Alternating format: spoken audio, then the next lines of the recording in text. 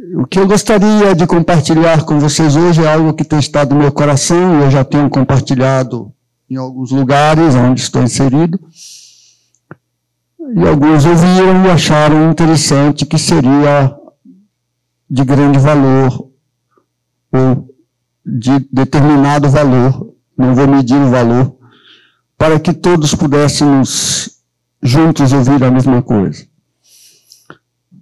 Para começar, queria dizer que eu não estou aqui diante de apenas do ouvido de vocês, dos olhos de vocês. O que eu gostaria de compartilhar vai além de vocês. Vai aos que estão por vocês sendo representados aqui.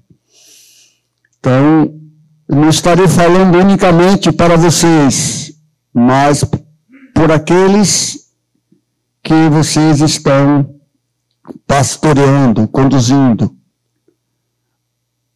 E é bom que tenhamos isso em nossa mente, né, para que nós não saiamos aqui imaginando que foi unicamente para nós, mas é para toda a igreja do Senhor. Eu queria começar lendo um texto que nós já conhecemos bastante, mas gostaria de fazer algumas considerações. Está em Mateus 24, 45. Essas palavras do Senhor estão dentro de um contexto que nós conhecemos, onde o Senhor está falando dos últimos dias, das dores, dos fatos que haveriam de acontecer. E no versículo 45, ele nos traz assim, uma nota bastante consistente, bastante clara e bastante assim aplicável à nossa realidade de mundo que estamos vivendo hoje. Porque muitas destas palavras e profecias que o Senhor veio relatando já estão ocorrendo em nossos dias. E no versículo 45 ele diz: diante deste quadro, diante dessas situações, quem é, pois, o servo fiel e prudente, a quem o Senhor encarregou da sua casa, para dar sustento ao seu tempo? Há uma pergunta. Quem é? Quem serão estes? Quem serão estes servos que nestas circunstâncias estarão cuidando da sua casa? Sua casa, seu corpo, sua igreja. Versículo 46. Bem-aventurado será este servo, a quem o Senhor, quando vier, achar fazendo assim. Sim, bem-aventurados serão estes, que no meio desta confusão toda, no meio desta loucura de fatos e acontecimentos, na multiplicação da violência, na multiplicação da perversidade, da imoralidade, estiver focado em estar cuidando e dando sustento à sua casa. Que não estará tirando da sua mente o seu foco. E essas circunstâncias não lhes roubará, não tirará dos seus olhos aquilo pelo qual ele foi chamado. No versículo 47, o Senhor apresenta mais um elemento interessante que eu estava observando. Ele diz assim: em verdade, vos digo, que ele confiará todos os seus bens. Aí me aguçou algo com estas últimas palavras. O Senhor está dizendo aqui que nós estamos em um estágio probatório. Nós estamos passando por um processo experimental, porque algo infinitamente mais glorioso há uma glória infinitamente maior guardada para que nós venhamos a administrar. Ele nos confiará coisas ainda infinitamente maiores. Mas precisamos, para sermos admitidos nesta dimensão de glória, passarmos pelo período probatório. E o período probatório é estarmos cuidando da sua casa. Estarmos zelando por sua casa. Lembremos que este cuidar envolve não somente instruir, formar, levar ao conhecimento pleno de Cristo, mas para que isto ocorra, há uma necessidade nesta casa. Esta casa precisa ser multiplicativa. Ela precisa, para que haja este processo de instruir, de formar, de capacitar, de levar o conhecimento de Cristo, a casa precisa existir. E a existência desta casa passa pelo processo multiplicativo, onde eu preciso multiplicar. Onde aqueles que estão comigo precisam multiplicar. Este processo passa por esta admoestação, por assim dizer, do Senhor. Quem estiver fazendo isto, cuidando da sua casa, não só cuidar no sentido de agora vou ensinar, como Jesus falou em Mateus, mas antes de ensinar eu tenho que pregar, eu tenho que batizar, para depois ensinar. Então, este cuidar da casa deve tomar a esfera plena. Eu preciso entender, e aqueles que estão comigo precisam focar nisto. Estarem focados de que a igreja, ela necessita passar pelo processo multiplicativo. Senão ela entrará num processo de como é que eu posso dizer, declínio, deixará de existir, se não houver este processo multiplicativo. Pensando assim, amados,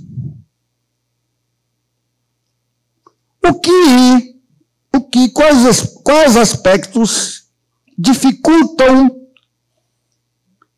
um discípulo de ser multiplicativo? Abram Hebreus capítulo 12, versículo 1, um texto também que já conhecemos bastante, mas gostaria de também fazer algumas considerações.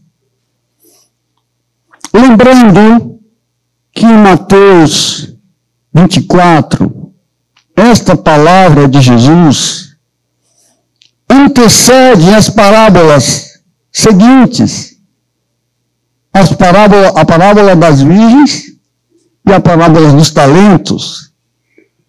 Você olha, se você não estiver fazendo assim, vai acontecer isto, isto e isso. Se você não estiver fazendo assim, vai acontecer isto, isto e isto. Então, para falar das parábolas dos talentos, para explicar melhor aos discípulos a funcionalidade disto, ele começa dizendo que cada discípulo precisa entender que o seu foco é cuidar da casa do seu Senhor em qualquer circunstância. Em qualquer circunstância. E quais são os empecilhos? Quais são as dificuldades? o escritor de Hebreus escreve o seguinte: portanto, capítulo 12, versículo 1.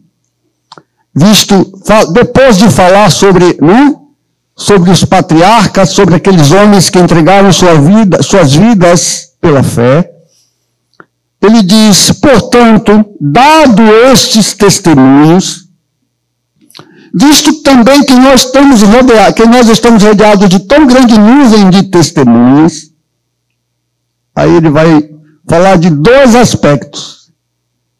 Deixemos todo o peso, em outra tradução diz embaraço, e o pecado que tão de perto nos assedia, e corramos com perseverança a carreira que nos está proposta. Aqui ele faz referência à carreira. Qual a carreira? Aquela que Jesus havia dito, que aquele que foi encontrado fazendo assim. Mas o que impede? Quais aspectos que impedem um discípulo correr esta carreira?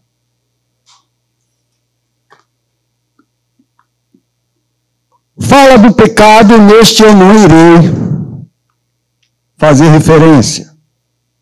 Não é, poderia se dizer, não é bem nosso caso. Mas a questão do embaraço, do peso.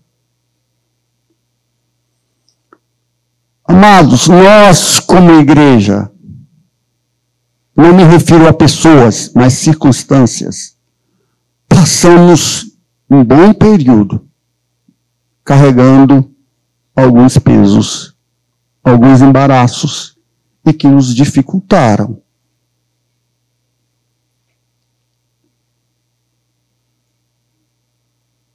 E Deus está nos dizendo, pelo menos está a mim dizendo, que eu tenho algo infinitamente maior do qual eu me comprometi. E que eu não posso deixar circunstâncias me tirarem deste alvo. Eu preciso estar focado nisso. Embaraços são coisas que nos impedem de correr. Embaraços são circunstâncias que nos impedem de avançar, de ir à frente. Existem um universo de circunstâncias, inclusive muitas delas lícitas. Quer ver um exemplo? Vivemos num sistema capitalista. Os jovens são, em primeiro plano, instruídos e encaminhados a uma vida profissional.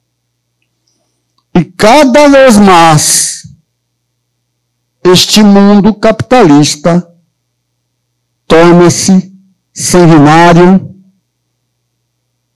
sanguessuga, né? Sanguessuga, né? Chupa.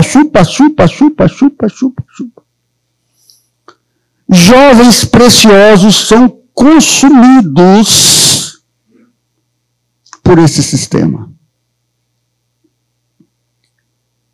Quantos jovens com menos de 25 anos estão aqui nessa reunião?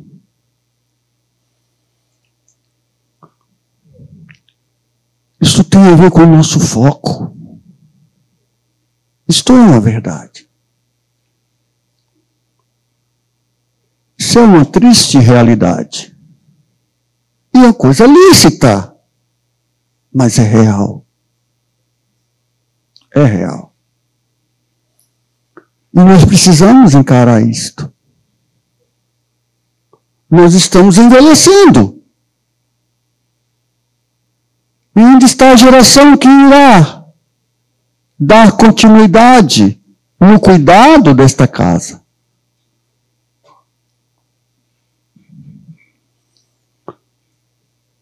Todo discípulo precisa nascer consciente de que precisa multiplicar. Isto precisa fazer parte da sua natureza espiritual. Quando eu cheguei, permita-me contar um pouco da minha história. Quando eu cheguei, isto me tomou o coração, porque eu via pessoas chorando,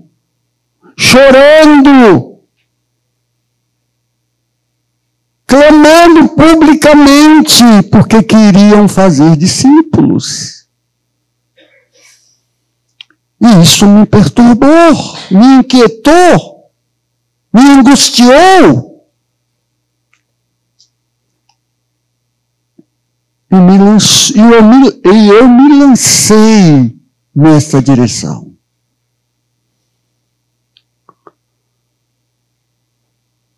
E não só quis fazer discípulo, mas me empenhei a fazer com que aqueles que eu conseguisse alcançar também fosse tomado dessa disposição de multiplicar.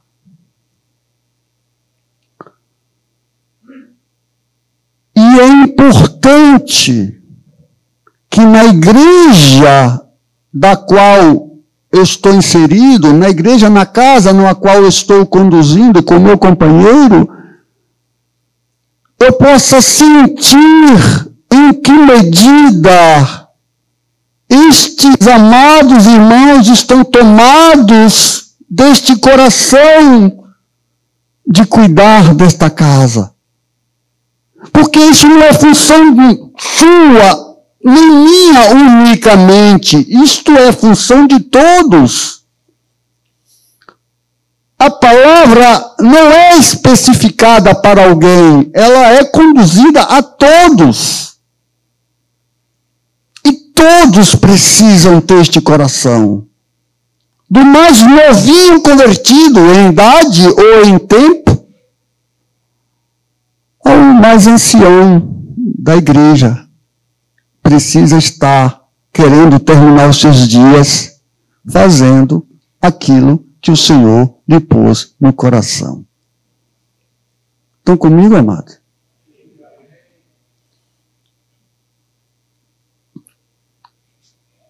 Neste contexto,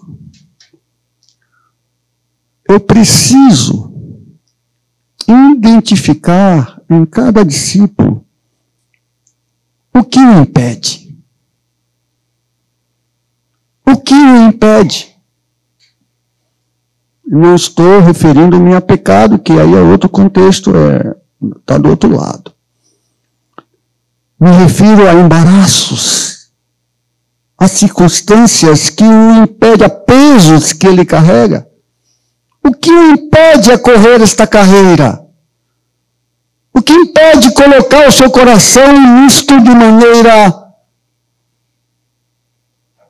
caliente, forte? Quais embaraços, quais pesos? Nós, e devemos continuar fazendo, somos bastante zelosos no que diz respeito ao pecado. Somos bastante criteriosos. Não é assim? O discípulo botou o olho onde não devia, nós já ficamos vermelhos, né? E que o moreninho fica roxo. Não é, paixão?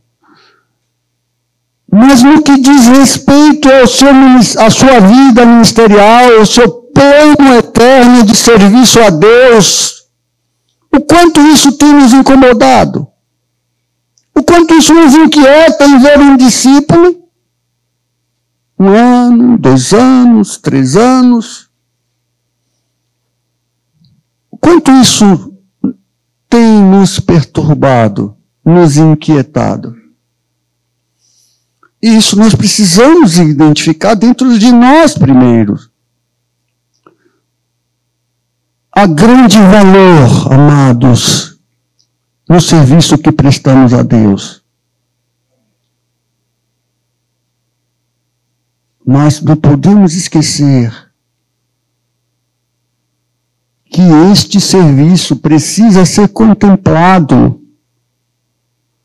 com um elemento glorioso, que é levar outros a seguirem pelo mesmo caminho. Eu não posso cair no erro de achar que não, eu já estou fazendo a minha parte, está bom. Não está pleno. A plenitude está em fazer isto ser multiplicativo. E Jesus disse, se o grão de trigo não morrer, fica só. Mas se ele se entrega a isto, se ele morre, se ele se esforça, se ele se empenha nesta direção, ele dá muitos frutos. E nós precisamos ir por esta veia como igreja do Senhor. Todos precisam entrar nessa dimensão. Isto é glorioso, isto é glória para Deus. Que observem, de todas estas coisas que o Senhor nos inseriu como igreja, louvar, adorar, falar com Ele, falar em línguas, dons espirituais,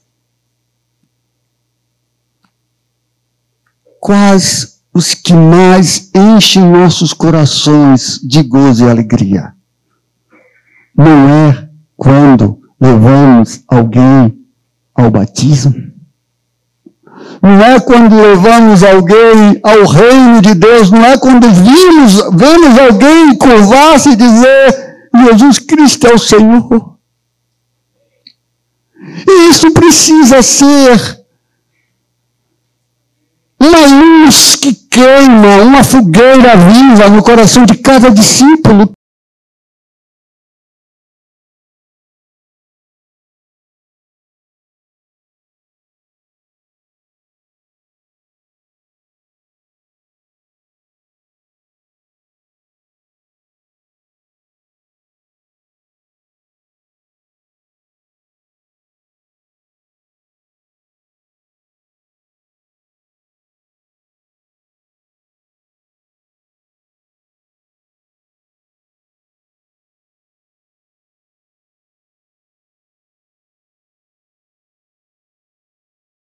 Tantos afazeres. E eu me pergunto, onde entra Deus? Onde entra o seu glorioso plano? Onde entra o ardor por vidas perdidas? Em que lugar da escala de valores isso está na vida desses jovens? Em que escala está na vida da igreja?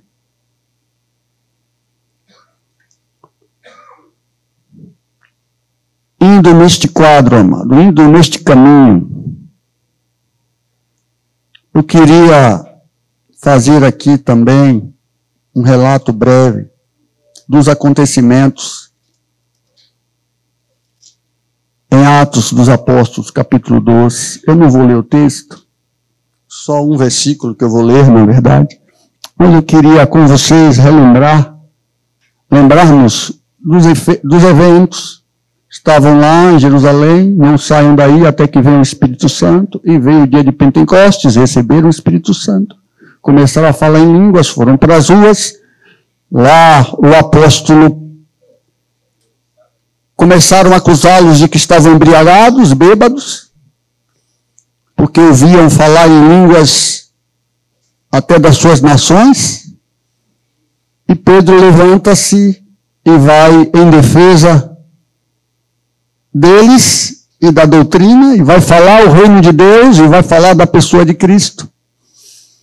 No final, Pedro entra bem forte e os acusam a eles de assassinato, e de não foi qualquer assassinato, de que eles haviam assassinado a Deus, que se fez homem. E eles entram em angústia, em desespero, o que fazer? Vai vir um raio do céu e vai nos consumir? Porque nós matamos o Filho de Deus. E eles conheciam a ira de Deus. Desprezavam, mas conheciam. E Pedro disse, eles precisam arrepender-se, ser colocado em Cristo, e vocês vão receber o mesmo Espírito. E eles assim o fizeram. E quantos foram os que receberam o Espírito Santo? O que fazer com este povo? Como fazer agora com essa multidão?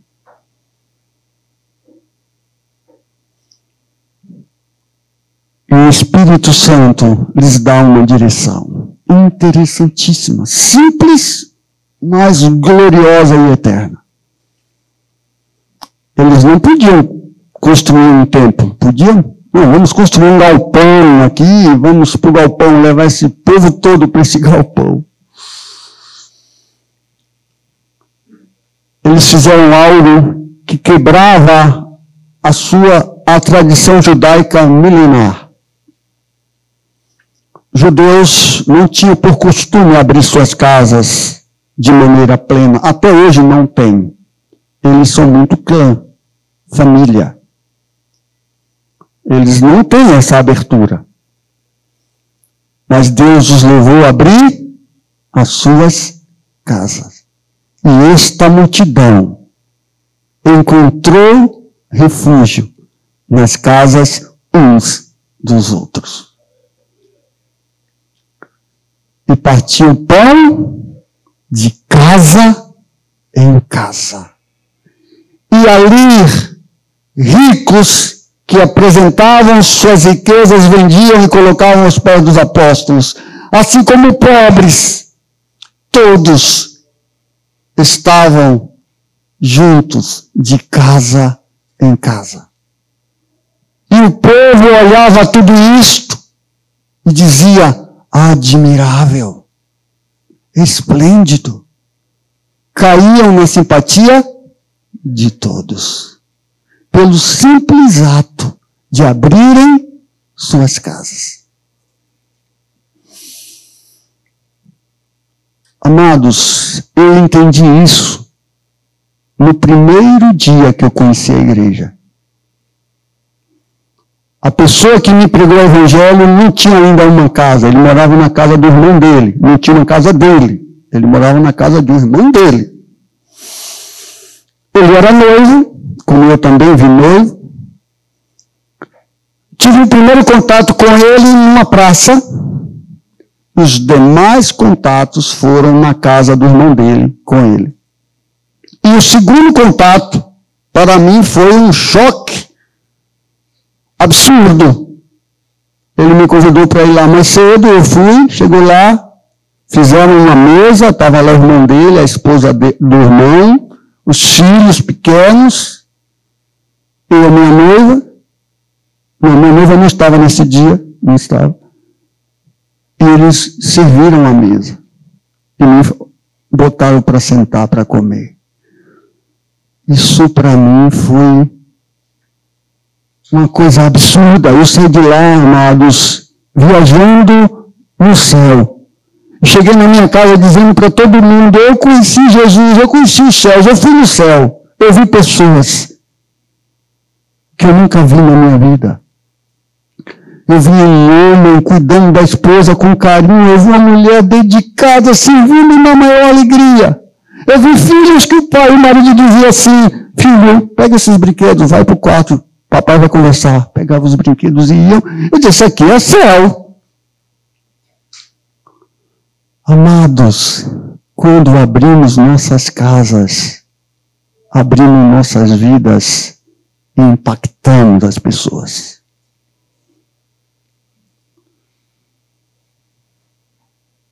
Eu fico sonhando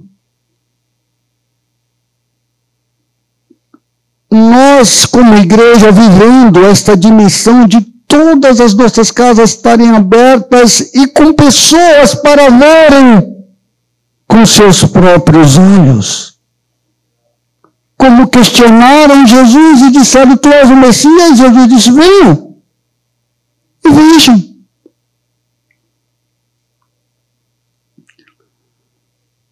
Meu irmão, olha, amados, eu fiz isto desde os meus primeiros dias. Eu não tenho um discípulo que tenha andado comigo que não tenha tido essa mesma experiência. Que logo no começo eu tenha sentado na mesa e mostrado para ele o que é um marido segundo o coração de Deus, o que é uma esposa segundo o coração de Deus, o que são filhos obedientes.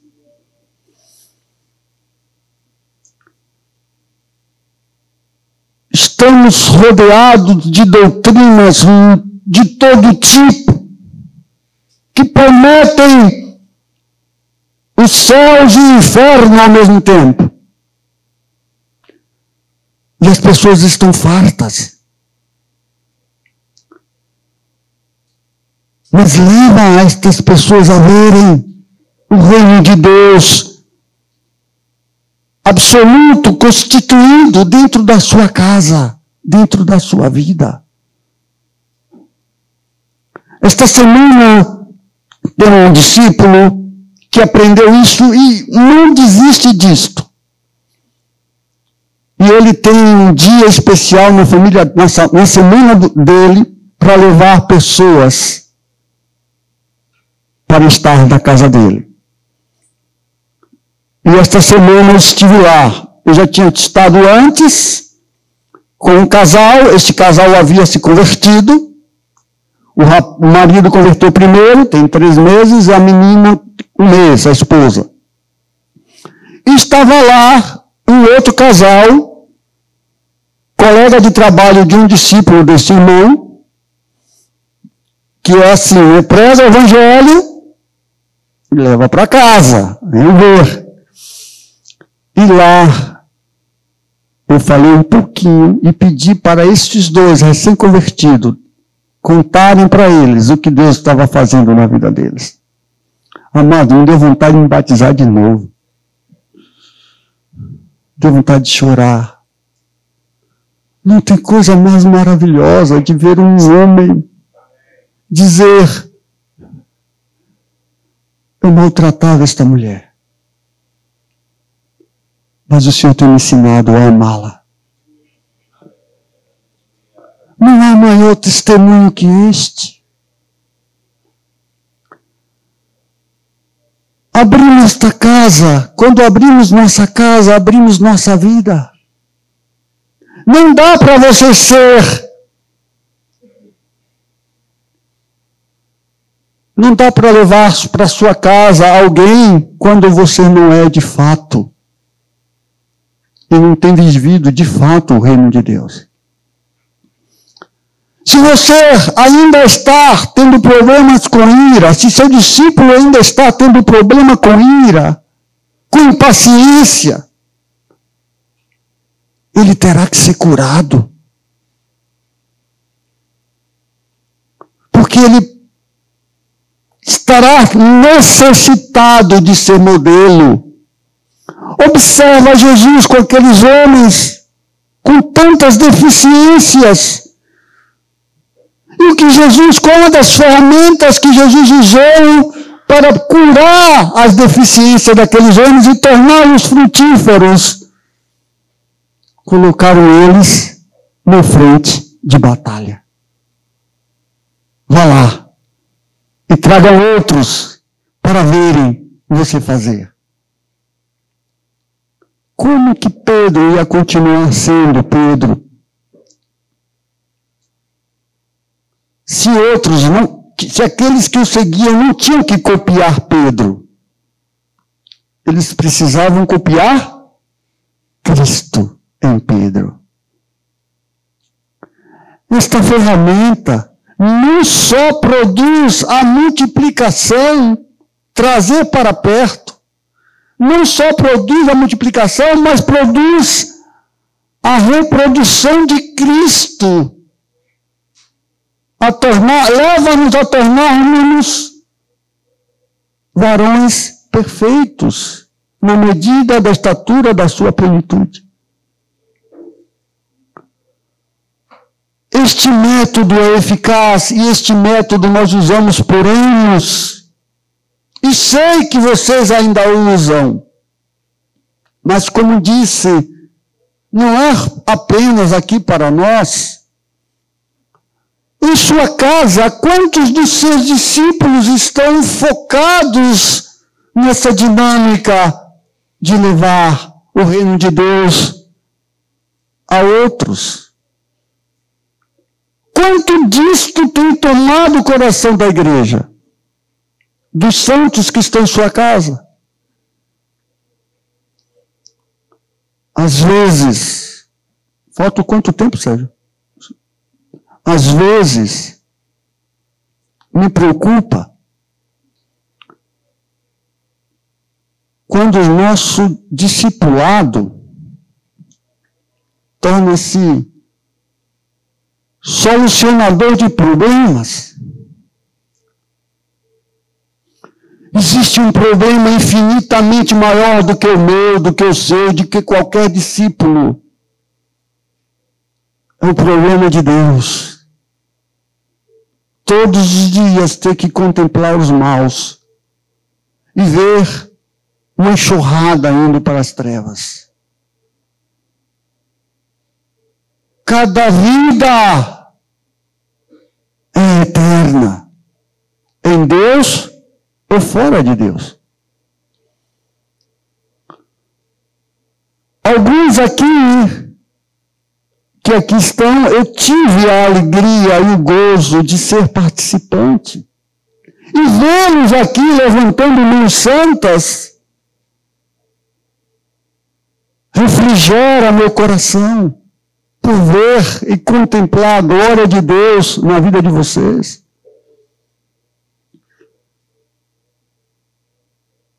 E como disse antes e reafirmo, eu abri minha vida para cada um deles. E sei que vocês têm feito assim. Mas isso precisa ser também produzido neles. Eu não tenho um discípulo que eu não tenha levado a isto. Todos que permaneceram comigo abriram suas vidas, abriram suas casas. E se amanhã eu estiver com umas 2, com umas 3, com umas 4, não será diferente. Isso resolve um monte de problemas.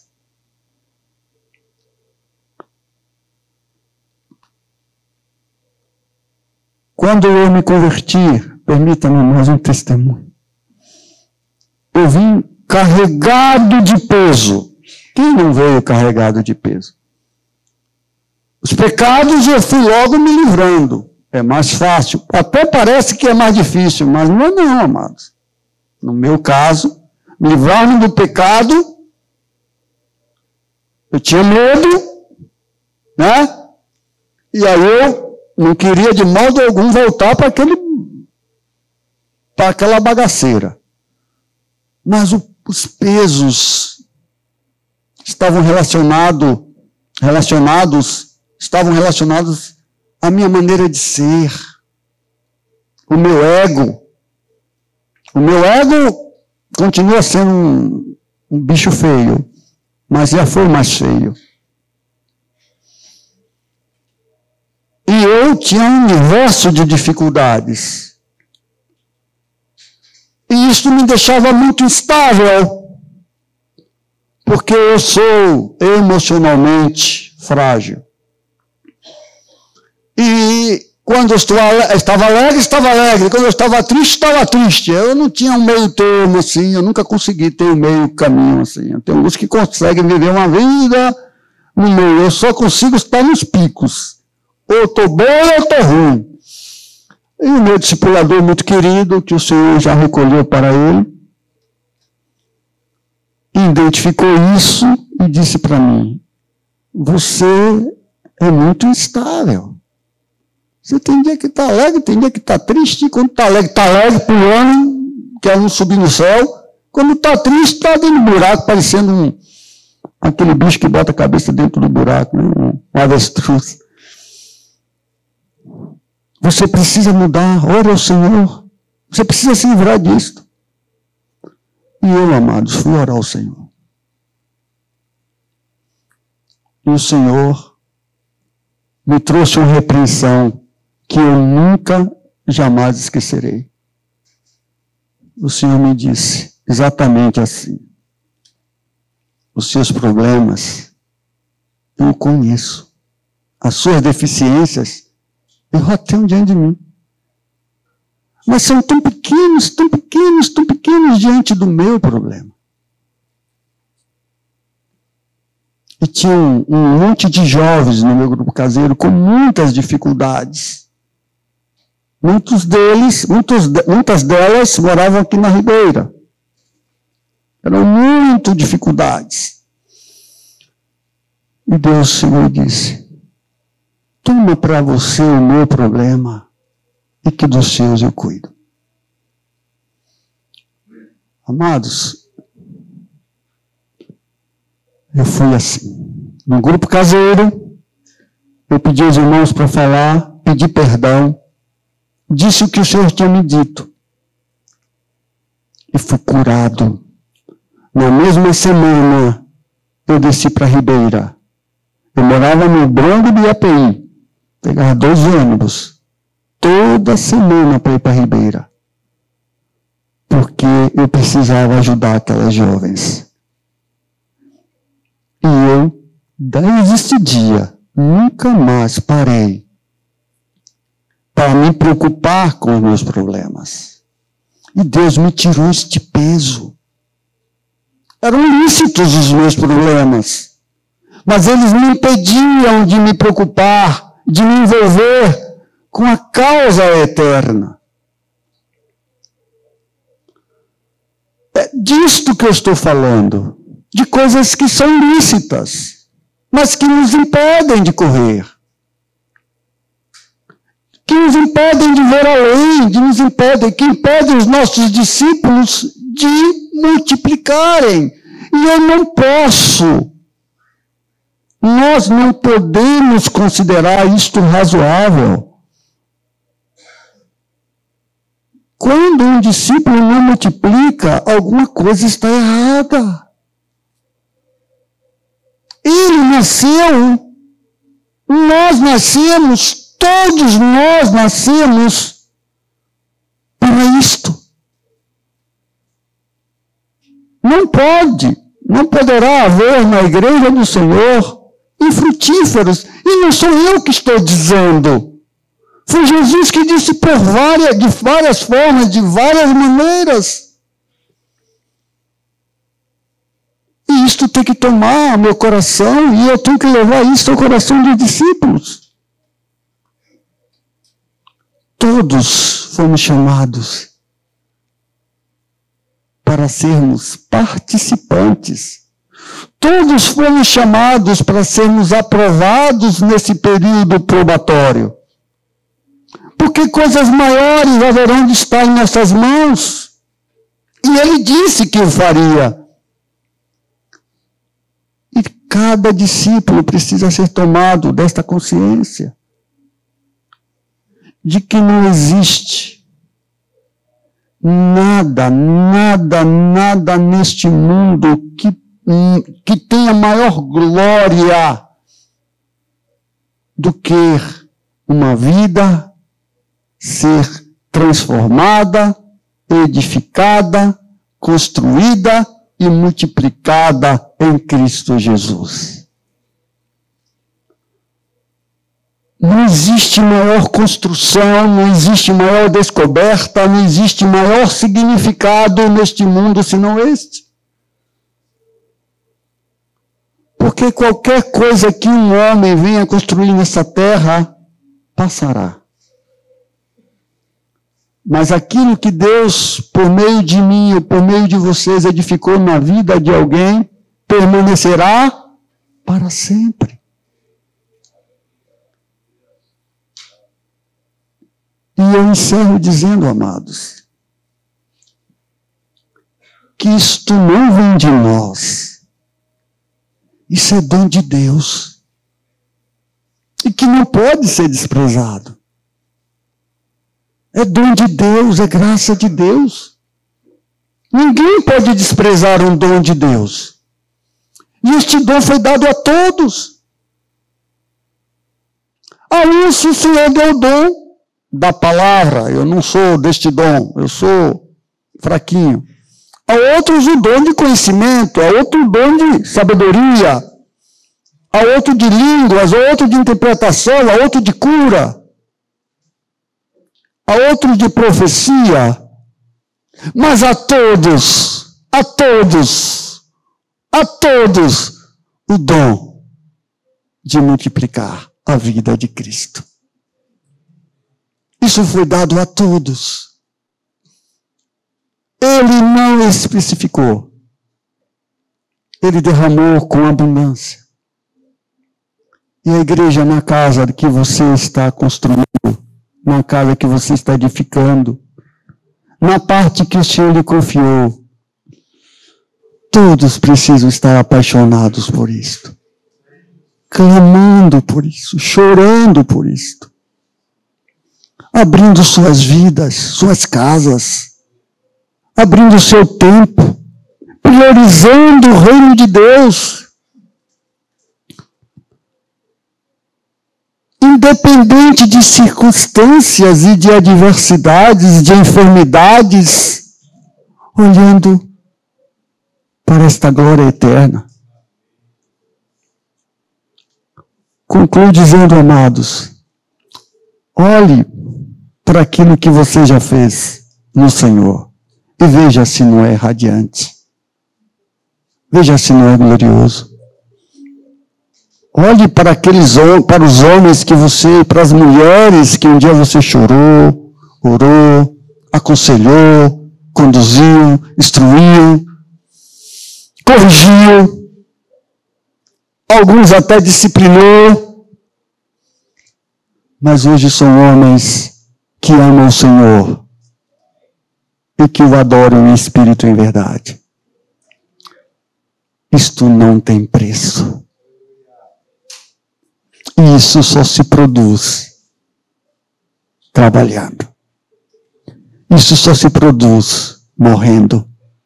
Isso só se produz entregando-se na plenitude. Abrindo não só a casa, abrindo sua vida. Para que o Senhor possa render-lhes em medida superabundante. Amém, meus santos? Deus abençoe.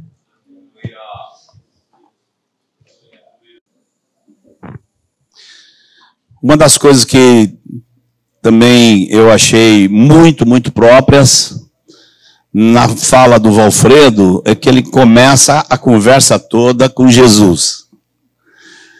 E citando palavras do Senhor Jesus com relação ao nosso serviço e aos que são encontrados fiéis. Há um apelo nas Escrituras por essa fidelidade. Há um apelo do Senhor, mais que apelo, existem advertências do Senhor para isso. Então, vou seguir o exemplo dele e nós vamos começar aqui com um texto que vocês conhecem pouco, que é Mateus 28,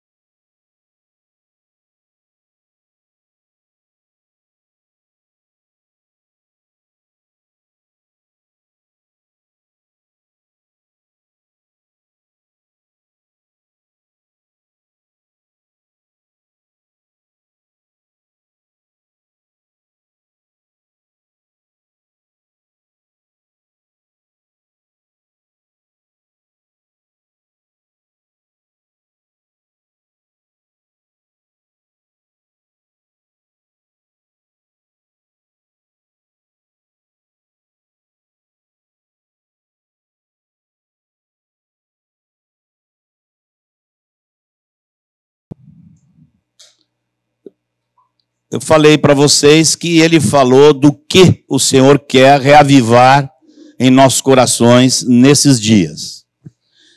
E acrescentei que nós precisamos também ser reavivados em relação ao como.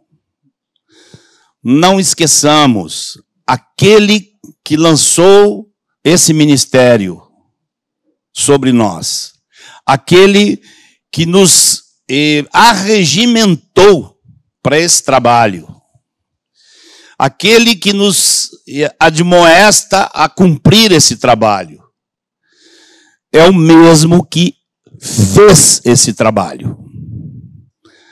E nós precisamos ver a ele como modelo. Não apenas na sua atitude, não apenas na sua mente, mas como modelo para nós, na sua forma de fazer, a sua forma de trabalhar. E sobre essa questão de formato, não apenas do nosso trabalho, mas como nós podemos cooperar para que a igreja toda seja engajada nesse trabalho. Há uma palavrinha aqui pequena que nós vamos tê-la como centro de nossa fala hoje. Vamos rever um pouquinho de como nós vivemos isso no passado e vamos examinar como podemos vivê-lo de forma intensa no presente. E quem imagina que palavrinha seja essa? Uma palavra só.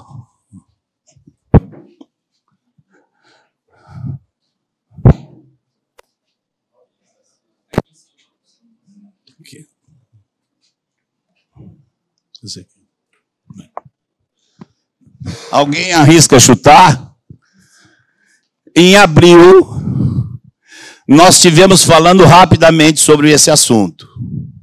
Em abril, nossa carga estava mais em voltar a um trabalho consistente com juntas e ligamentos, a ter supervisão pastoral aos líderes, supervisão de todos aos discipuladores.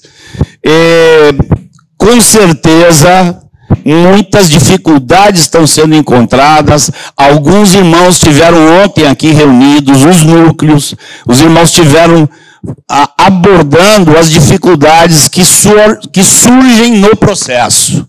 Eu estou feliz demais que estamos no processo. As dificuldades aparecem quando você está no processo. Mas houve algo no retiro em abril que foi só uma palavra. Nós tomamos muito tempo falando no retiro de abril, mas tivemos uma palavra apenas sobre esse tema. Quem aí já arriscou qual é a palavrinha?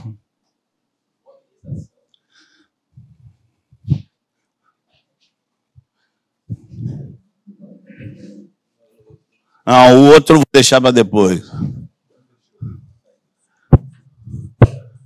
Pode ficar, vai ser pouco que eu vou usar aqui. Mobilização. Mas não é essa palavrinha, eu quero botar uma palavrinha aqui no centro desse quadro.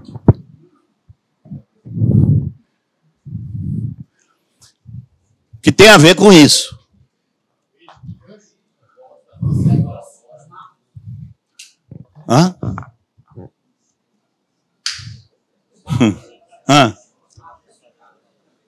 Os marcos ficados, não. Tudo mais simples.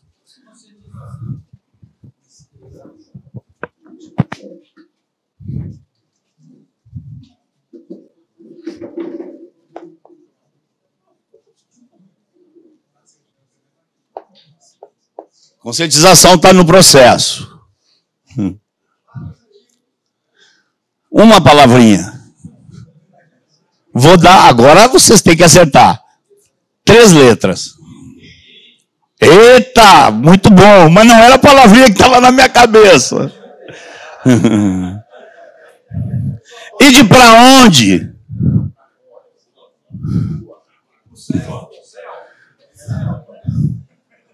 Rua. Rua. Rua entre nós significa muita coisa. Tem muitas coisas que significam rua. Nós vamos revisar algumas delas. Mas eu queria falar nesse sentido aqui.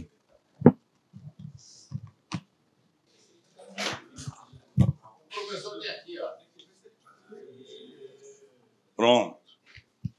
Vou falar um pouco disso aqui.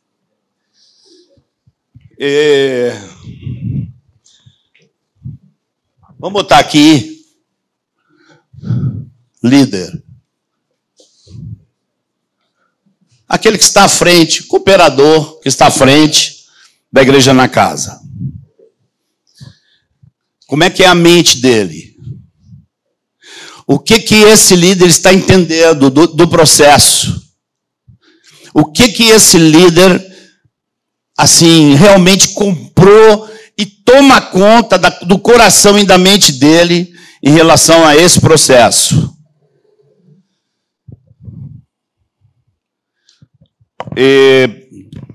Nós usamos a palavra rua quase como um sinônimo de mobilização na nossa história. Quase um sinônimo. Rua não quer dizer necessariamente ali na rua da frente de sua casa, embora inclui.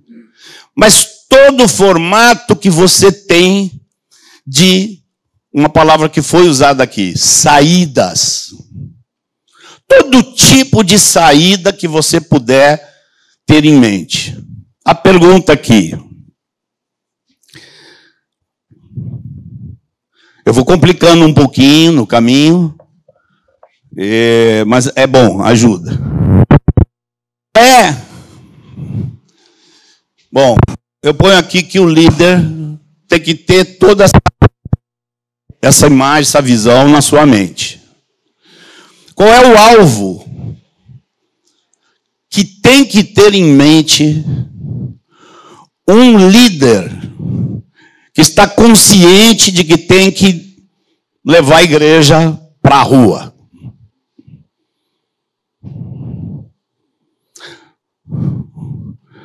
Nós vamos ver aqui depois, mais no final, vários formatos de atuação que a gente resume aí no nosso jargão, a gente resume com a palavrinha rua. Mas qual é o objetivo? Vamos para cá. Qual é o objetivo que um líder tem na mente ao fazer esse tipo de mobilização? Rua significa não ficar o tempo todo em casa. Isso que significa a rua. Qual o objetivo?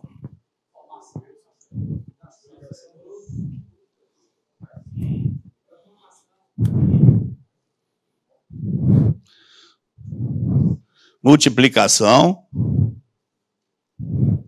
proclamação,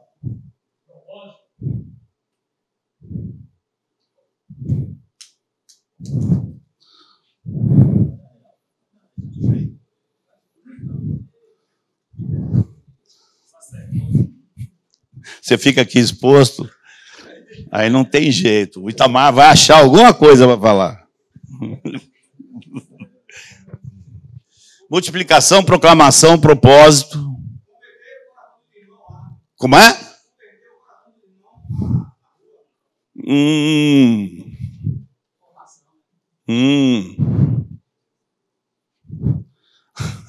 Eu fiz essa lista aqui. Agora eu vou trazer o que foi dito para cá. Converter o coração dos irmãos. Ao quê?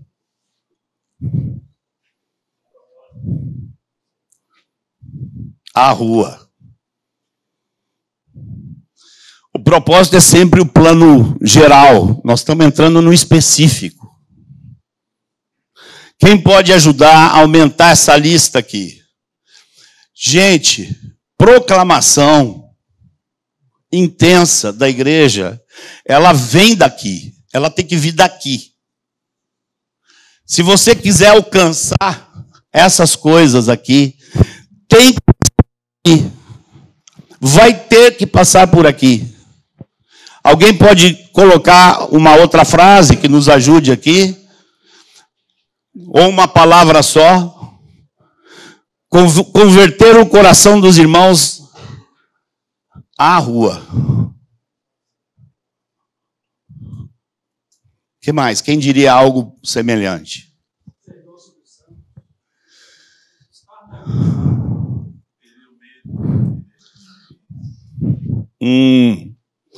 Resume numa palavra só: perder o medo, perder a timidez, aprender a pregar.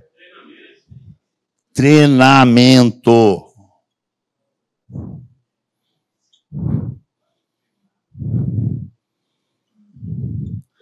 Irmãos, eu vim morar nessa cidade por causa do Evangelho.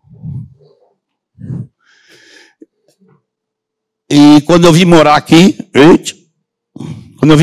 por causa do Evangelho, eu não sabia. Saí de casa para pregar o Evangelho. Não sabia fazer isso. Como Mário e eu aprendemos a estar na rua e levar os irmãos para a rua. Como? Hã?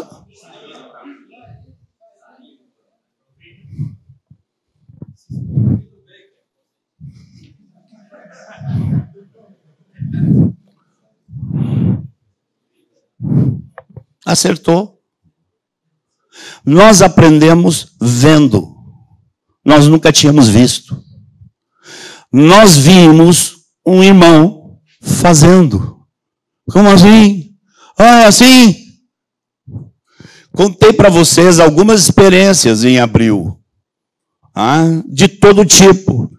Quando a primeira vez que o Ivan esteve aqui, primeira reunião que o Ivan sentou, quando a gente louvou, orou e tal, passou para ele a palavra, primeira frase de Ivan pública na igreja em Salvador: é o que nós estamos fazendo aqui? Em tom de crítica. O que nós estamos fazendo aqui? Virou para mim, que estava do lado dele, e disse: não tem uma praça aqui perto? Não tem um largo aqui. Aquele larguinho na frente do cemitério ali, não me lembro do Campo Santo. Ele disse: vamos embora. Vamos para lá agora. Nós não entendemos nada. Nós estávamos esperando o apóstolo que ia trazer a primeira palavra do cara. Está fazendo o que aqui dentro? Fomos para lá. Na hora da saída ele ainda me perguntou: por acaso você tem um megafone?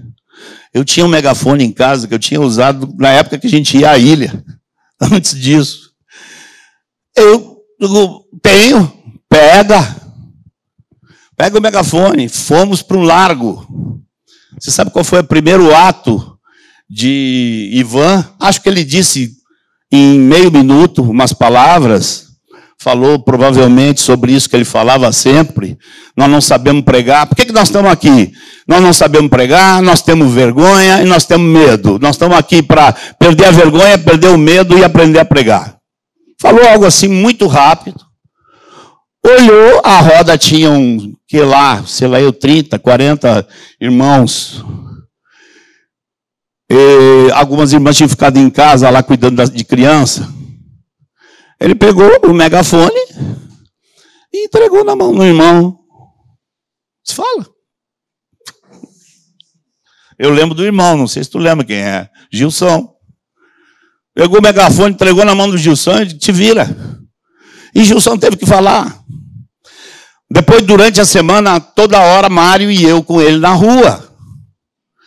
A primeira vez que nós saímos na Avenida 7 de Setembro, a gente só viu ele falando.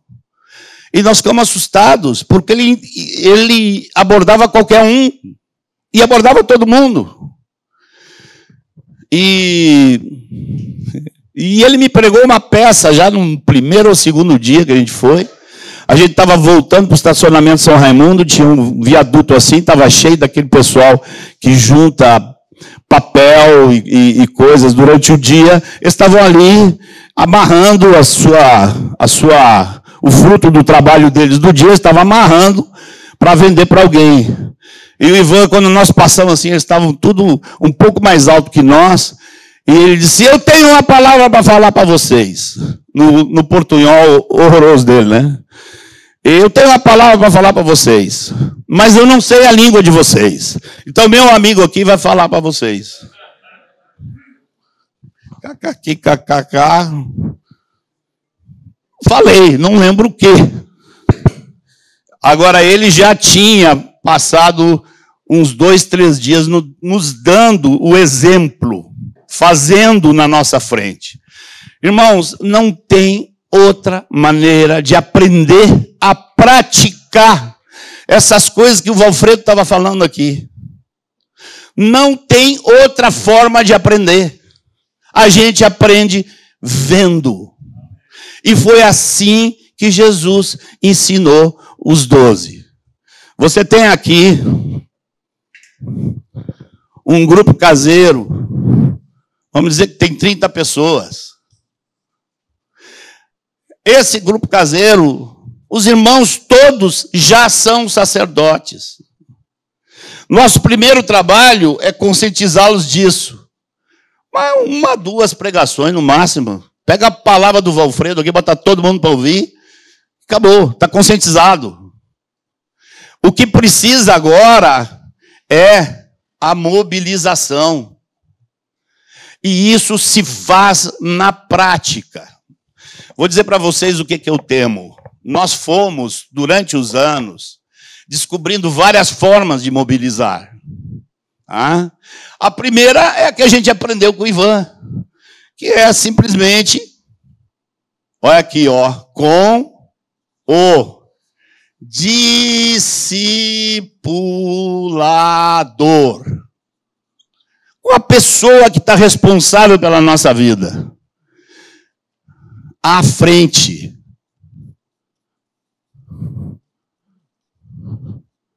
Estão os discipuladores ensinando os discípulos a pregar, a abordar as pessoas, a usar as oportunidades. Estão ensinando. Possivelmente, muitos deles precisam aprender. A impressão que eu tenho, já tem muitos anos eu fiquei com essa impressão. Quando nós começamos a falar em rua, falamos muito em Pórtico de Salomão.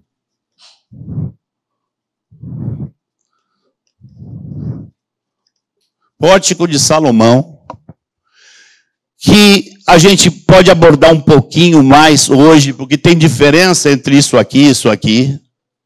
Isso aqui é sair para pregar com discípulos. Pode ser cada um com seu discípulo no dia da semana que der. Pode ser um momento que a igreja da casa toda vai na rua e saem os discipuladores com os discípulos. E sai pelas ruas. Tá? Isso é uma coisa. Isso aqui é outra. Pórtico de Salomão, nós sempre explicamos, é algo bem diferente disso aqui. O que nós chamamos, por que chamamos de Pórtico de Salomão? O Pórtico de Salomão era um lugar público, onde a igreja se encontrava, para quê? Para ser igreja num lugar público. Ser igreja lá. Vai tomar ceia? Toma lá. Vai ter um ensino? Ensina lá. Eu creio que na nossa história, na nossa experiência, a experiência mais forte que houve nesse sentido aqui foi a da liberdade. Não. A piedade era isso aqui, ó. A piedade era isso aqui, porque a gente pegava lá, falava alguma coisa, juntava todo mundo, dizia alguma coisa rápida e saía de 2 em 2 para pregar. E isso foi feito por anos. Já que foi citada a piedade aqui, tá? Eu quero explicar para vocês por que o trabalho lá na Liberdade é isso aqui e não isso. Tá? Mas na Praça da Piedade, era uma noite da semana. Alguns irmãos pegavam 2 ônibus para ir lá. Quantas pessoas nós batizamos na Praça da Piedade? Talvez uma. Como nós não sabemos, então foi meia pessoa que nós temos até agora. Não temos notícia de gente que foi ganha ali. Mas, irmãos, quando Mário e eu sentávamos para conversar e víamos que a igreja tinha parado de se multiplicar, a igreja parou a multiplicação. Tem 3 meses que ninguém ganha ninguém. O que a gente fazia? Vamos para a Praça da Piedade. E a gente não ia para a Praça da Piedade com a intenção de que ali nós íamos ganhar e multiplicar. Nós íamos ali com essa mentalidade. E era sempre a mesma coisa. Quando a gente começava a ir para lá, daqui a pouco a igreja começava a se multiplicar. Não com conversões lá, mas com conversões que vinham do dia a dia dos irmãos, porque os irmãos estavam com o coração convertido à pregação. Não é só as ruas. Os irmãos estavam convertidos a essa realidade que o Valfredo pregou hoje de manhã aqui. Como? Indo para a rua. Aí começava, ficava natural. Quando você está frequentemente falando, vira uma santa e maravilhosa droga. Você fica viciado. E vou dizer, todos nós precisamos disso. Todos nós precisamos dessa experiência com frequência. Quantos de vocês têm o costume de estar na rua assim, uma rua escura, de noite, perto de um restaurante, estaciona um carro, e você vai lá bater no vidro do carro para mandar o cara abrir a janela, porque você tem uma coisa para dizer para ele. Você nem sabe quem está dentro do carro. Hã? Pois então, eu fiz isso o ano passado. Mas por quê? Porque eu tinha acabado de sair de uma praça. Você vai para a praça, fala para um, fala para outro, fala para outro, fala para outro, daqui a pouco você não consegue mais calar a boca. Então, já estava sozinho, estava falando, não, mas tem mais um cara aqui, fui lá, bati na janela do cara. Nós precisamos disso. Quanto mais esses discípulos aqui precisam constantemente. O alvo da rua é esta revolução aqui na vida dos irmãos. Esse é o alvo da rua. Aprendemos vendo. Essa realidade aqui também não é o fim.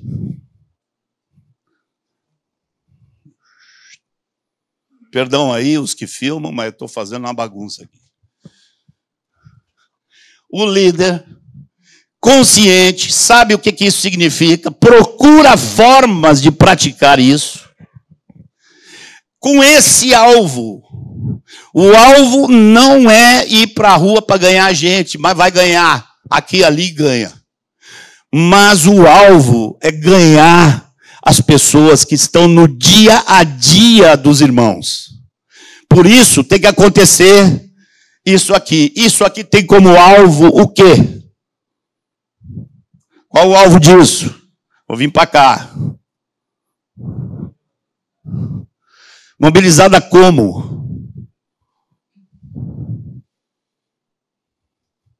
O que o que é a próxima etapa? Se os irmãos estão sendo treinados, se os irmãos estão com o coração fervendo, estão com o coração como o Valfredo expressou hoje aqui, que eu penso que é o coração do Senhor.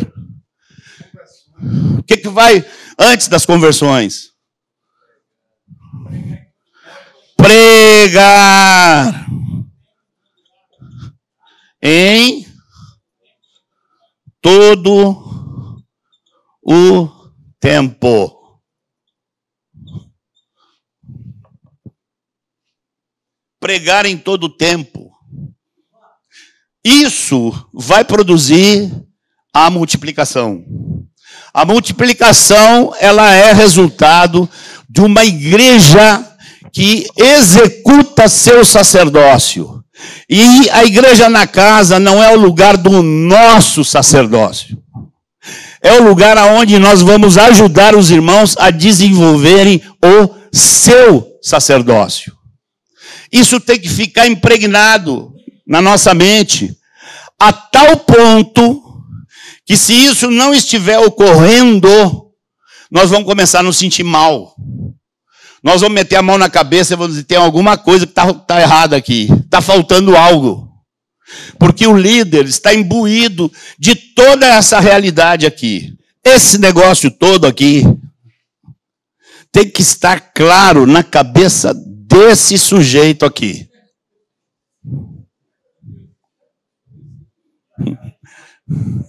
Hã? Que por acaso, não é por uma coincidência, acabaram vindo nessa reunião aqui. Cabe a nós encontrar alternativas. Tem problema se eu for escrever lá naquele quadro? Uma coisa importante aqui. Bom, antes, vamos terminar essa explicação aqui. Quando a gente vê a igreja no pórtico de Salomão, você vê que eles estão ali, reunidos, não é para ficarem de dois em dois pregando. Pregar, eles pregavam e de casa em casa. Mas ali no pórtico de Salomão, eles estavam fazendo uma coisa muito simples. Sendo igreja publicamente. A vida, reuniões que nós temos que ter, imagine, se a gente consegue um lugar que tenha muito movimento e faz uma reunião com vocês nesse lugar. Estamos nós revisando essas coisas todas e o povo em redor fazendo barulho. Isso é o pórtico de Salomão. Eles estavam ali porque Jesus estava sempre fora. Uma palavra que também, se essa palavra rua confunde, a palavra foi citada aqui. Uma outra palavrinha, fora. Fora de casa, fora do conforto. Fora. Aonde o ambiente é difícil. Nós queremos uma guerra num ambiente bom, ela não existe. Não existe guerra num ambiente pacífico. A guerra só existe num lugar onde tem tiro para todo lado. E isso tem que estar impregnado em nós. E se estamos à frente de uma igreja na casa, esses são os nossos alvos. E estamos falando aqui apenas dos alvos para fora. Porque ainda temos os alvos para dentro. Que tem a ver com as juntas e ligamentos, que tem a ver com discipulado, que tem a ver com companheirismo, que precisa crescer dentro da igreja, para que todos os irmãos tenham companheiros, companheiras com quem orar, com quem se abrir. Perguntando aqui, ficou clara essa diferença aqui? Tem alguma pergunta? Se precisar explicar mais, eu explico. Nós íamos à Praça da Piedade para aprender a pregar saindo de dois em dois. Aqui foi o que aconteceu em grande medida. Isso aqui foi a Praça da Piedade. Isso aqui aconteceu na Liberdade. Porque os irmãos adquiriram o costume de estar ali Como é o nome daquela estação que tem lá? No plano inclinado. Tinha uma área grande de transição das pessoas que entravam e saíam. E os irmãos começaram a ir para ali, botavam o quadro negro, pregavam para a igreja, instruíam a igreja. E muita gente se converteu. Olha aí. Ali foi, assim, não foi a mobilização só dos discípulos. Ali produziu uma multiplicação direta. Muita gente parava para ouvir. O que é isso que esse povo está falando? E depois ficava interessada. E houve muitos batismos ali. Não sei se o Valfredo está por aí ainda. Saiu? Você tem lembrança dessa época? Nós estávamos todos assim, impressionados. Quando veio a setorização, e foi obrigado os irmãos, cada um no seu setor, a achar um lugar para reunir, lá na Liberdade, quando os pastores falaram, nós vamos reunir no domingo, no colégio tal. Teve gente que se converteu ali na praça que reclamou. Como assim? Eu me converti aqui. Estou vendo um monte de gente se convertendo aqui. Para que nós vamos para dentro de um salão? Você lembra desse episódio, Geraldo? O cara reclamou. Porque estava impregnado nele, sim. Uma coisa que acontecia lá na Liberdade, que era interessante, a gente tinha praça que era um dia na semana. Tá? Então, o pórtico ali, né, como se fosse um dia. Mas uma coisa que acontecia lá, muito, eu não estou mais lá, né, mas deve acontecer, a gente marcava encontro de discipulado na rua, era lá com os discípulos, marcava encontro de companheirismo, onde é? Não, companheirismo no plano inclinado. Aquela praça ali, de segunda a sexta, era movimentada de irmãos. Era muito comum a gente não marcar na casa e marcar na praça. Olha, vai ter companheirismo, um dia não lá na praça. Ia na praça. Vai ver o discípulo na praça. Sempre era a praça era como se fosse o salão nosso ali de estar junto. E mais, porque era um pórtico e foi se tornando também um lugar, porque também faziam isso. Às vezes não tinha uma reunião para ter, saía de 2 em 2. Os irmãos iam cada um com o seu discípulo, ensinar a pregar. Isso também aconteceu ali na Liberdade. Na Liberdade aconteceu as duas coisas. Lá na Piedade só aconteceu isso aqui. Bom, irmãos, não quero esticar muito para tentar manter o máximo de simplicidade. Qual é a palavrinha que vocês preferem para ser a palavra usada no nosso meio? Rua ou fora? Pronto, rua. Rua não é a rua ali da frente. Rua é um monte de coisa, tá? Vamos lá. Rua. Nós temos que relacionar esta palavrinha com outras duas coisas muito práticas que vocês têm no trabalho de vocês sempre. Quem chuta? Pessoas, eu estou falando de uma ação da igreja, não do resultado.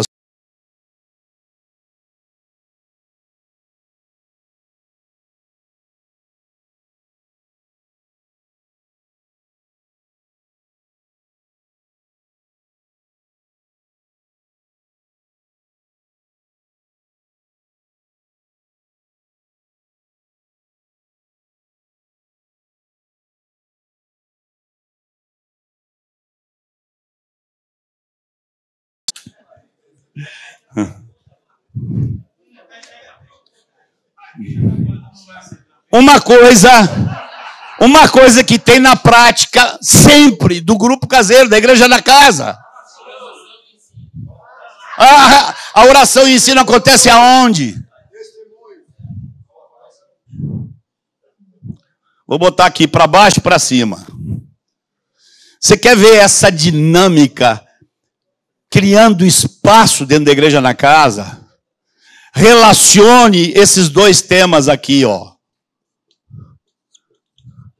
Reunião.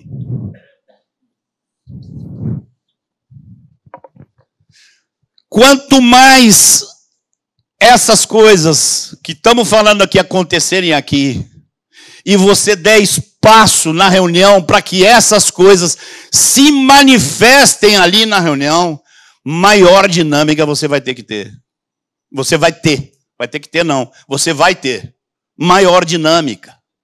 Você sai para a rua e nas reuniões não conversa com os irmãos a respeito da experiência que teve, o que aprenderam, que dificuldades estão encontrando.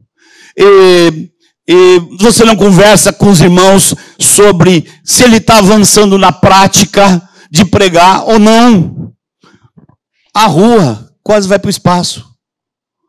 Ficou uma coisa isolada, uma tarefa que a gente cumpriu. Quem foi à rua? Eu fui à rua. Estamos na rua. Mas vocês não estão conversando sobre o que os discípulos aprendem na rua. Se eles estão desenvolvendo isso na sua vida diária, que é o objetivo. Não é o objetivo final, mas é a prática final. Essa prática de pregar em todo o tempo, ela vai ser fruto disso aqui. E como eu sei que isso aí funciona que nem um relógio? Porque funcionou em tudo que é lugar. Funcionou de forma expoente na nossa história como igreja. Vamos lá, o que mais você junta aqui embaixo? Reunião, rua, reunião. Testemunho está incluído na reunião. Não, o Oikos está aqui. Mais uma estratégia voltada para fora.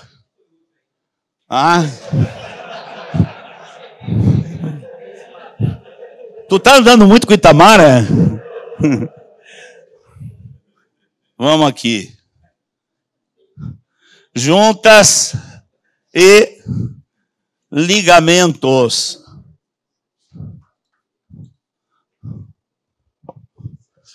Vocês estão vendo, amados, como isso tudo vai compondo um conjunto aonde você não pode ficar abrindo mão de uma peça A, B ou C. Isso tudo aqui está dentro da mesma dinâmica. Essa é a nossa história. O pessoal vinha de fora para ver. O pessoal vinha de outros estados para ver. Ia na Praça da Piedade. Eu quero saber se está acontecendo isso. O pessoal ia para lá. E via os irmãos pegando 2 ônibus para ir na Praça da Piedade para aprender a pregar. Então, isso é a nossa história. Se nós queremos... outra coisa. Aqui vou relacionar de novo o que eu estou falando aqui com o que o Valfredo falou. Gente, esse ardor no coração, ele aparece no meio do processo. Você começa a falar com os incrédulos, você vai vendo como o Espírito Santo te ajuda, você vai vendo coisas que acontecem, você vai se impressionando com aquilo, e esse ardor vai crescer dentro de você. Nós queremos que o ardor do qual o Valfredo estava falando seja fruto apenas da conscientização.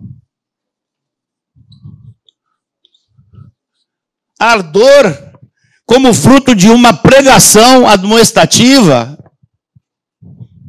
Não. A pregação é uma parte. Aqui, quando o líder vai levar a igreja para fora, para a rua, essa pregação já está havendo. Seja pelo que o Valfredo falou, seja pela pregação sua, seja por alguma lição lá que está lá em Fundamentos, que você manda todo mundo ouvir. Isso aqui vai estar aqui. Esse ardor vai vir não apenas daqui, mas do somatório da conscientização com a mobilização. Vamos lá, vamos avançar aqui. Aproveitando a deixa aqui do Marcos, discipulador. Olha, gente, muita mobilização teve entre nós, saindo para bater de porta em porta. É óbvio que um negócio desse tem que ser durante o dia. Você vai bater na porta de alguém de noite hoje, o cara vai te receber com Não vai ter um trabuco, mas vai ter um garfo assim na mão. Mas você pode, muitos irmãos foram treinados, a gente indo para um bairro, nos reunindo na casa de irmãos, e orando e saindo para bater nas portas. Então, os objetivos foram alcançados. Eu não sei como é que está hoje em cada bairro. Eu fui, assim, na nossa última reunião de presbitério, falaram muito da dificuldade que está por causa do narcotráfico. Mas eu acho que tem uma situação, acho que lá no bairro, lá em Castelo Branco, que depois de sair da reunião na igreja na casa, uma irmã precisava ser levada para um irmão para andar naquela rua lá de cima, até chegar na sua rua. Quando chegava na rua dela, ela descia sozinha e ele não descia. Porque a partir dali ela estava segura e ele não. Porque ela era do bairro, ela era conhecida. Ele, se entrasse ali, poderia tomar um tiro. Então a gente sabe que as coisas estão dessa forma. Mas eu penso que durante o dia, pessoas do mesmo bairro podem ir bater de porta em porta. E tem conglomerados de habitações, que são do Minha Casa Minha Vida, onde constroem um monte de prédio, centenas ou milhares de apartamentos, e tem uma praça no meio. A gente teve uma experiência lá, não sei como é que está aquela praça, depois eu ouvi falar que ela ficou... Tem uma mais movimentada que aquela. Aquela praça ali, eu ia lá para estar lá com vocês, eu prendia fogo. Eu digo, nossa, porque a gente podia abordar, a gente podia falar, as famílias sentadas em trailers com comida, e uma praça enorme, cheia de opções de alimentação. E isso precisa ser constante se nós quisermos chegar aqui. Tá? Então, nós já falamos, o Oikos eu acho que eu não preciso explicar, não, né? Tem gente que está revitalizando tudo esse negócio aqui a partir do Oikos. Oikos é uma forma de trabalhar para fora também, embora o Oikos não tenha aquele treinamento de tal discipulador junto e o discípulo aprendendo, porque cada um faz com o seu Oikos. O Oikos já é, e aqui vou dar uma concordância para você, César, o Oikos já é um lugar para praticar isso aqui. Pregação em todo o tempo. Os familiares, os parentes, os amigos. Nós botamos aqui shopping.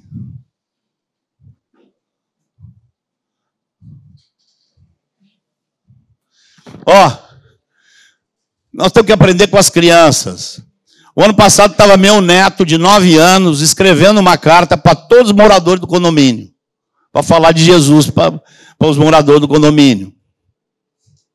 Cartas.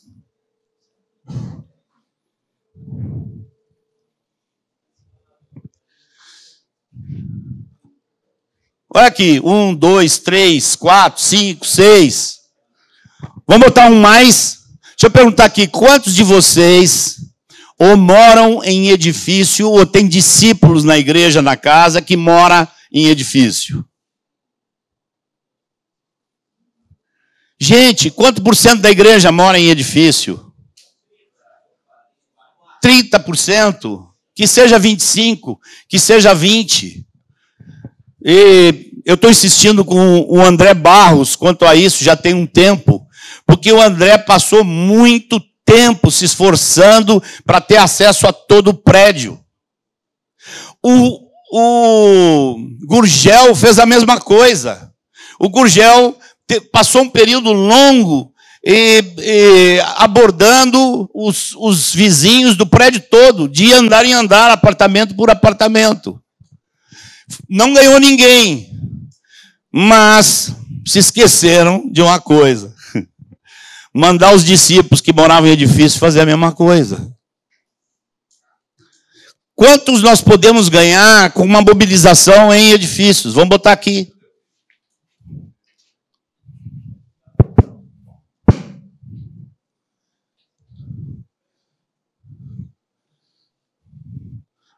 Boa. Olha aqui, o negócio está esticando tanto que não tem espaço. Vamos aqui. Presídio.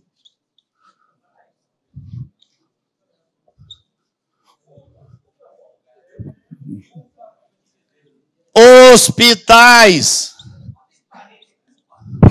Vou botar aqui, você insiste tanto, vou botar aqui UPA. UPA lá. O discípulo vai lá pregar. Eu queria contar para vocês uma experiência recente que eu tive, que foi meio até inédita. Essa última viagem que eu fiz aos Estados Unidos, a Regiane não foi comigo, eu fui sozinho. Eu sentei numa poltrona no corredor e tinha uma mulher de uns, acho que 40, 42 anos que estava no meio. Então, quando você senta ali e você tem tempo, você já começa orando, né?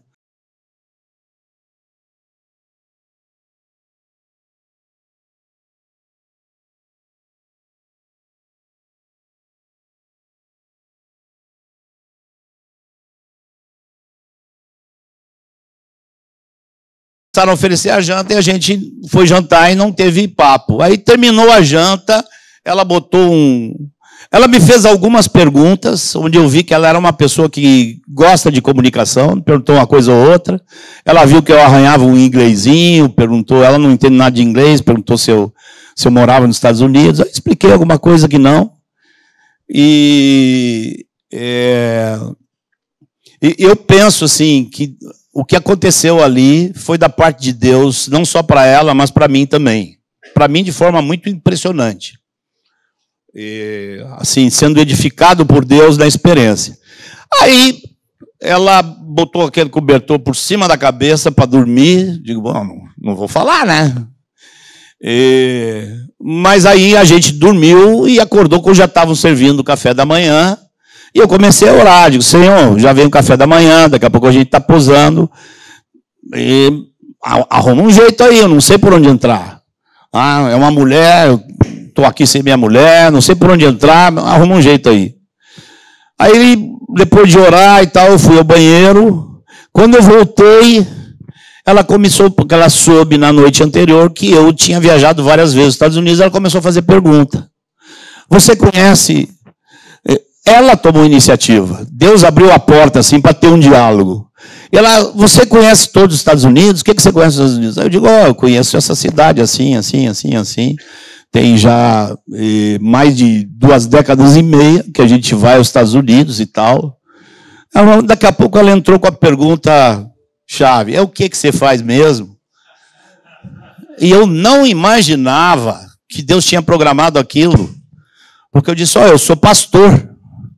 Ela disse, o quê? Eu digo, eu sou pastor. Começou a chorar. Começou a chorar e começou a dizer, eu estou fazendo uma viagem para ver se eu recomeço minha vida, eu preciso recomeçar minha vida. E sei que Deus tem alguma coisa para mim que eu não sei o que é. Mas Deus botou um pastor do meu lado e desatou a chorar. Aí comecei a conversar, aí ela disse assim, eu estou fazendo essa viagem. Ela é dona de uma loja de modelos, de uma loja de boutique feminina, numa cidade do interior de Minas. Ela estava fazendo a primeira viagem dela aos Estados Unidos. É uma mulher, você vê que é uma mulher experiente em administração, tem a loja dela lá, e que eu vi a foto, não é pouca coisa. E ela foi aos Estados Unidos porque já o segundo visto dela já estava vencendo. Tinha tido o primeiro, que ela não tinha ido para os Estados Unidos. Depois ela pediu um outro visto e já estava vencendo. Ela disse, eu não fui, aí eu estou indo para isso. Mas eu estou orando. Está orando? Uma católica, uma mulher católica que nunca leu Bíblia. Eu estou orando para que Deus me dê um recomeço. Eu quero recomeçar minha vida. Eu preciso encontrar algo. Aí eu digo, agora abriu, né? Puf.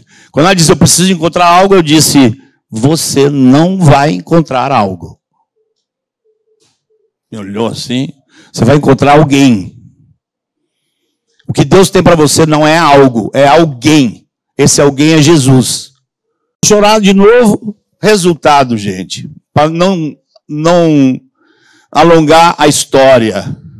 A mulher estava indo para Boston, estava ficando 9 dias nos Estados Unidos, ela ia ficar uns 3 dias em Boston para conhecer Boston e depois ir para Nova York para conhecer casas de modas, para procurar incrementar o negócio dela. Tá? A mulher disse, para onde você está indo? Eu digo, estou para uma cidade aqui perto, a 1h e pouco de viagem daqui. Disse, onde é o quê? Eu digo, vou estar lá com a igreja.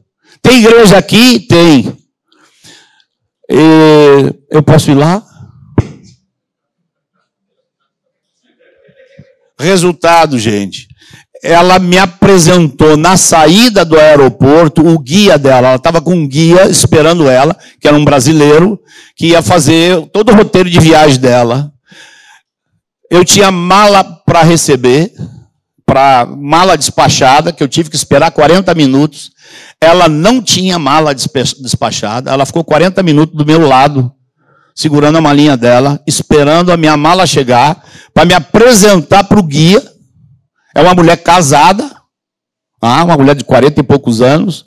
Ela queria me apresentar para o guia e queria perguntar para o guia se o guia podia levar ela lá na casa dos irmãos. Isso foi, eu cheguei lá numa quinta de manhã. Uma quinta de manhã.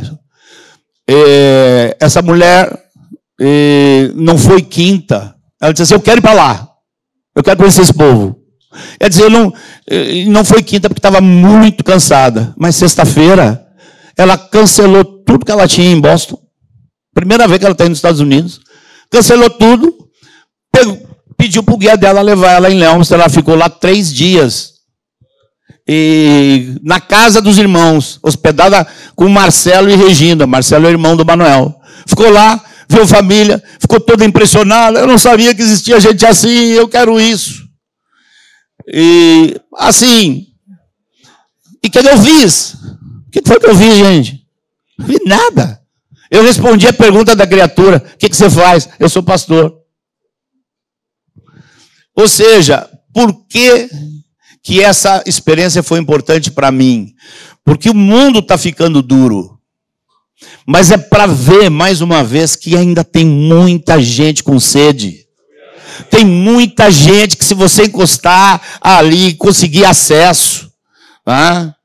Tem gente com sede para todo lado. Eu já tive mais de 10 ligações, já conheci mais de 20 mulheres que, por escutar a pregação sobre divórcio e recasamento na internet, fica procurando meu telefone, fica procurando me acessar e quer saber que negócio é esse e que povo louco é esse. Ontem à noite eu estive conversando com uma de Angra dos Reis. Então, o povo sedento está por aí. E muita gente sedenta está dentro do contexto evangélico.